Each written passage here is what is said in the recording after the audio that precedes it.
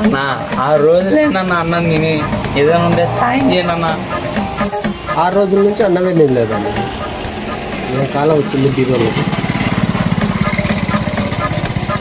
500 డబ్బులు ఇచ్చినా 100 రూపాయలు బిర్యానీని కడుపు నిండా 400 ఎన్నికి తీసుకుంటా నాకు చిల్లర.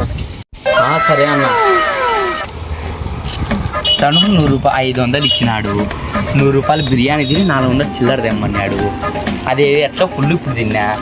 ఈ 100 రూపాయలు తీసుకొని 400 చిల్లర ఇస్తే